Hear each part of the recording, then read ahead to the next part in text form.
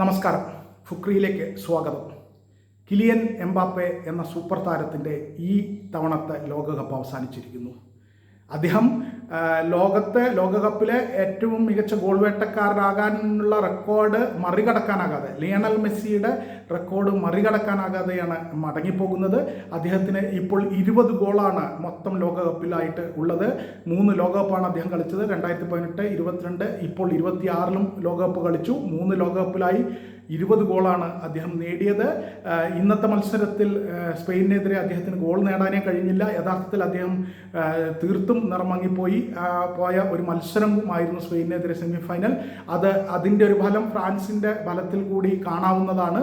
Mbappe നന്നായി കളിക്കാത്ത മത്സരത്തിൽ France തോറ്റു. എംബാപ്പയ്ക്ക് എക്കാലത്തെയും മികച്ച ലോകകപ്പിലെ ഗോൾ വേട്ടക്കാരനാകാൻ കഴിഞ്ഞില്ല. അതിപ്പോഴും മെസ്സിയുടെ പേരിൽ 21 ഗോളിൽ നിൽക്കുകയാണ്. എംബാപ്പയ്ക്ക് 20 ഗോളേ ഉള്ളൂ. എന്തായാലും ഇനിയും 2-3 ലോകകപ്പ് എംബാപ്പയ്ക്ക് ഉണ്ട് എന്നുള്ളത് കൊണ്ട് തന്നെ അടുത്ത ലോകകപ്പിൽ എംബാപ്പെ കളിക്കുകയാണെങ്കിൽ ആ ലോകകപ്പിൽ തന്നെ മെസ്സിയുടെ റെക്കോർഡ് അദ്ദേഹം മറികടക്കുമെന്നത് ഉറപ്പാണ്.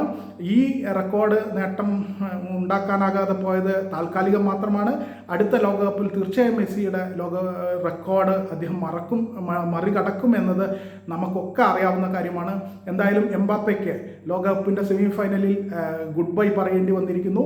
2018 ലോക ചാമ്പ്യനായും 2022 റണ്ണറപ്പായും മടങ്ങിപ്പോയ കിലിയൻ എംബാപ്പയ്ക്ക് ഇത്തവണ സെമിഫൈനലിൽ വീഴേണ്ടി വന്നു. എന്തായാലും അദ്ദേഹത്തിന് ആശിച്ച ആ റെക്കോർഡ്, മെസ്സിയുടെ ആ റെക്കോർഡ് മറികടക്കാൻ കഴിഞ്ഞില്ല. അങ്ങനെ അദ്ദേഹം അടുത്ത ലോകകപ്പിനായി ഇനി കാത്തിരിക്കണം.